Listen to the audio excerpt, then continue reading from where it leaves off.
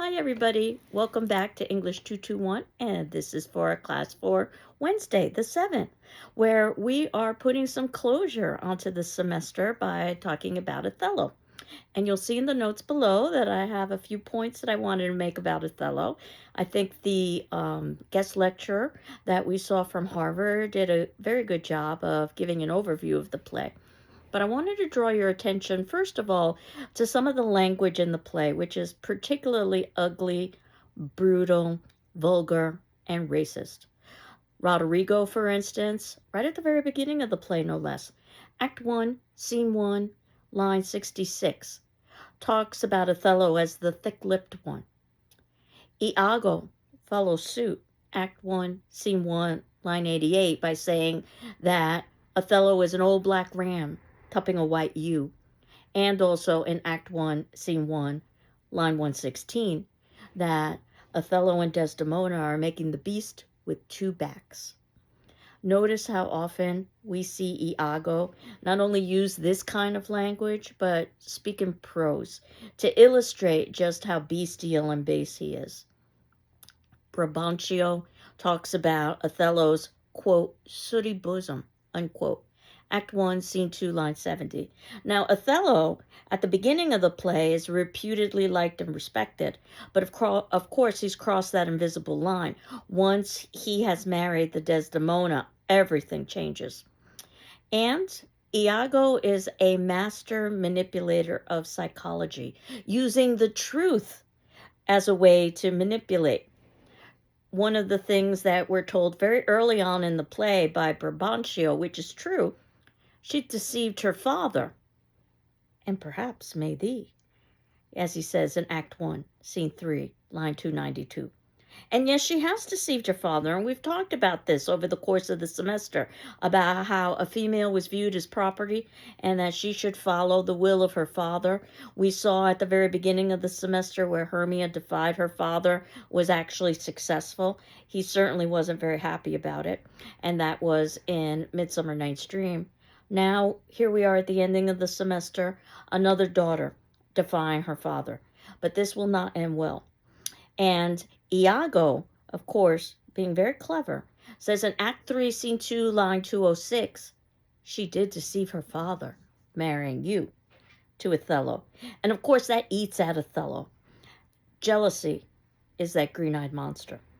Act 3, Scene 3, line 206. Interestingly, Iago is called honest throughout the play, and there really is no evidence or reason why he should be the honest Iago. But it doesn't seem like they're using the term with irony, that they truly believe he's honest. And his role as a master manipulator makes him perhaps Shakespeare's most consummate villain, as one scholar had argued. He understands weakness. So for Cassio, his weakness is drink. So let's pile him with alcohol. Roderigo's weakness is lust for Desdemona. So let's promise him Desdemona. Oh, and make a little bit of profit while we're at it. Put money in thy purse. Othello's weakness is insecurity. While he has earned a lot of respect and esteem as a warrior, as Othello himself admits, he has very little experience in the affairs of love. Emilia wants to please Iago. Why, we don't know. Because it seems that Iago treats her terribly, but nevertheless, she vies for his attention. And in perhaps what is the most famous prop in performance history, she gets that handkerchief, because without that handkerchief, there wouldn't be physical proof. Iago's motivations, we can speculate quite a bit, but we know that he likes to sport and profit. Again, a kind of Don John figure when we were talking about Much Ado About Nothing, but much darker. Now, it is true that Cassio received a promotion. Cassio has book learning, but Iago has experience. So there is the sense of jealousy and anger and frustration.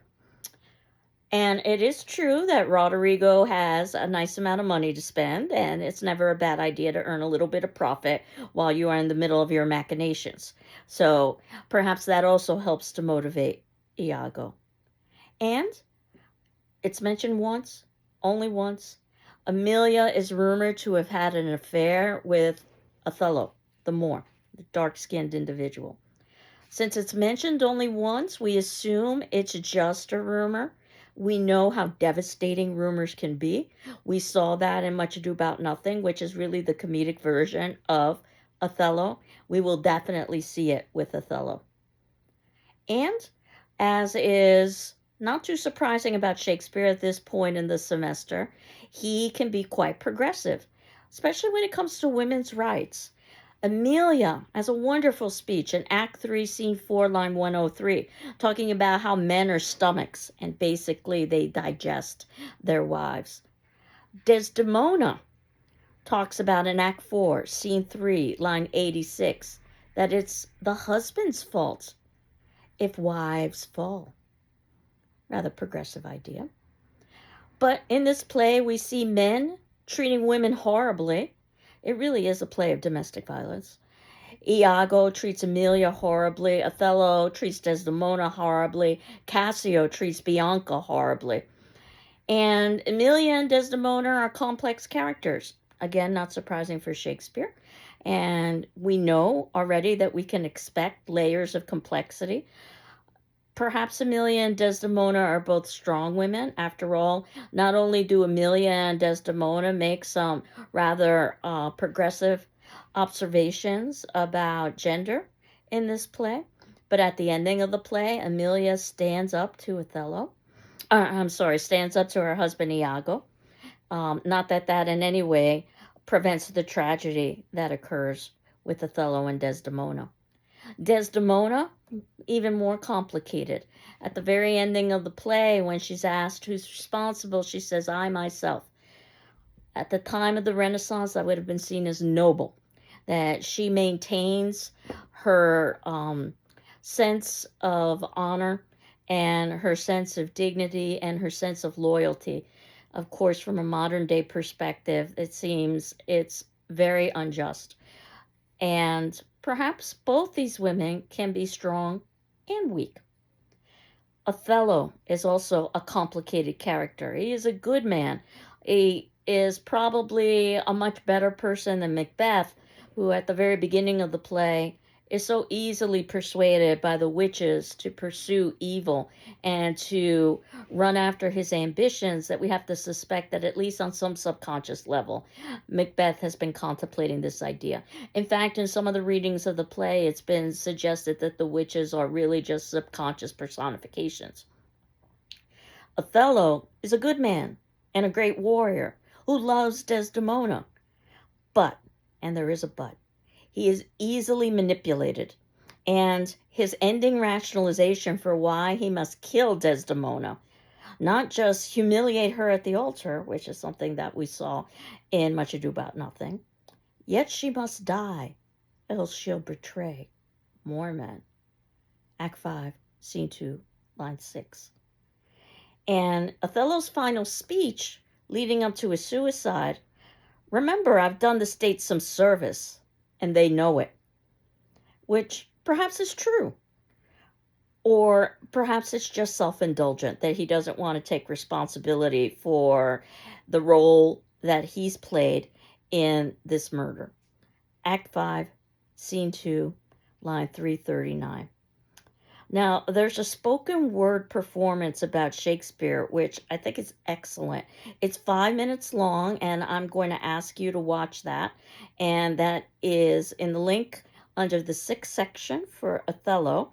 Give you an idea of the way that this play has developed over time and how interpretations about the play have morphed over time. And I wanted to talk very briefly about The Tempest. The Tempest is our extra credit play. And as you know, we are pretty much out of time in the semester. What I'm happy to say is that we have a student in this class who is taking the honors section of this course. And the assignment that this student is completing is giving a class lecture on The Tempest, which I will be posting next class. Now, as you know, you don't need to read The Tempest, but As an extra credit, I will offer it as an extra credit question on the final examination. And I wanted to talk a little bit about why The Tempest is important. It's a new genre. So we've talked about comedies, and we've talked about histories, and we've talked about tragedies. But there is one last genre called the tragic comedy that we think Shakespeare devoted the ending of his career to. And it merges many of the elements of darkness, of tragedy, but with music, celebration, and the happy ending of comedy.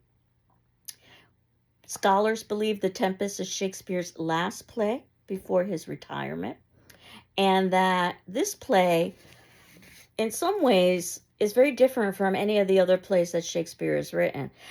Now, we've talked a little bit about tragedy and the tragic hero and Oedipus the King establishing some of the elements associated with tragedy and tragic hero. And Aristotle the philosopher actually identified Oedipus the King as being perhaps the greatest example of tragedy and tragic hero that existed at that point. And Sophocles also came up with an idea of how good playwriting should follow the unities, the unity of time, and the unity of place, and the unity of action. And that basically it's already too much of a suspension of disbelief when we are watching a play, because obviously we know these are actors and this is a stage. Therefore, once the play begins, the play should attempt to be as realistic as possible within the confines of course, performing on stage. So, unity of time. A play takes about anywhere between 2 to 4 hours to watch. Therefore, the action of the play, according to Aristotle, should take approximately 2 to 4 hours. It should occur in real time. And the unity of place. So once you've established that this stage is supposed to represent a particular area, let's say Athens, then you shouldn't be traveling around to other areas. And the unity of plot, that basically everything should fit together. And we know that Shakespeare's plays didn't necessarily do that. In fact, there's only one of Shakespeare's plays that did that, and that's The Tempest. And what scholars have determined, it wasn't that Shakespeare didn't know about the unities. He knew darn well. And he took liberties with them to suit his dramatic purposes.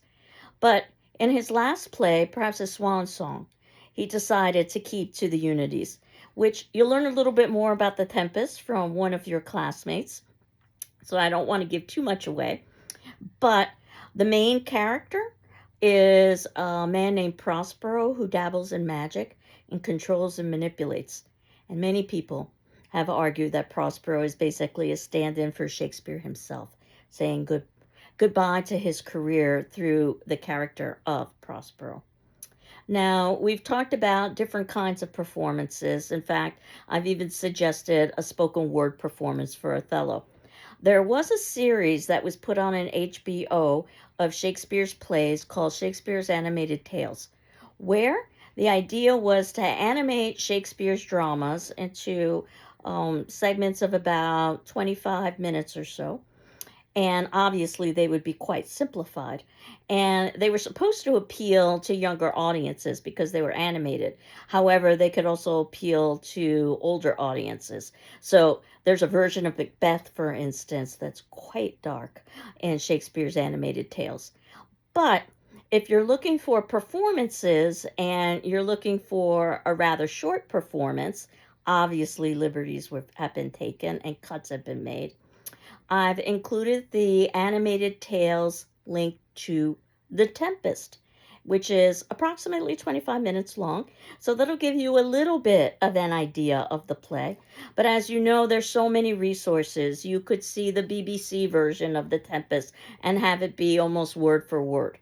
You could, if you so wanted to, see a Shakespeare on Stage version in Shakespeare's Globe Theatre and get a sense of atmosphere. You could, if you wanted to, look for an audio version of The Tempest, Archangel, for instance, and read along with the play. But this is yet another option for you, is Shakespeare's Animated Tales.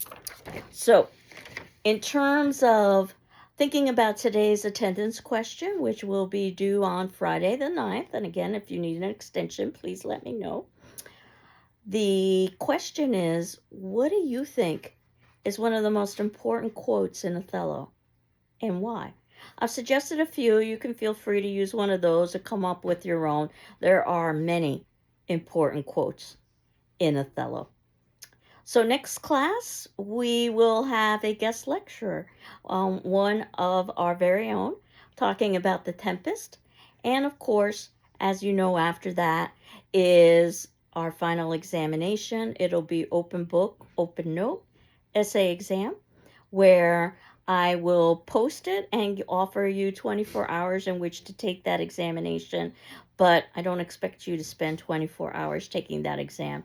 The exam should be somewhere in the area of 2 hours, which is what you would be doing in a face-to-face class. And I don't expect you to memorize anything, but I do expect you to be able to synthesize some of the major points that we've talked about. A good way to review would be to go through our class notes over the course of the semester. As you know, I've been retiring each week into our past class discussion section. Also, to read all of the um, class form responses and my responses in turn, because that'll give you a good idea of the conversations that we would have had in a face-to-face class. Certainly you can reference your own writing, so paper number 1. Perhaps paper number 2, it would be ideal if you submitted in paper number 2, of course via email, ruiz, R-U-I-Z, at gcc.mass.edu via PDF. It'd be ideal if you could submit in that paper prior to the final so that you could walk into the final without being concerned about the paper. But the very last day for you to hand in the final exam, or the paper number 2, I should say, is during the final examination, because after that, our semester is over. So I hope you're doing well. I'm doing well. And please watch, at the very least, I think you'll enjoy it, the spoken word performance of Dear Mr. Shakespeare. And hopefully there's enough time for you to squeeze in 25 minutes of watching The Tempest. Take care. Bye-bye.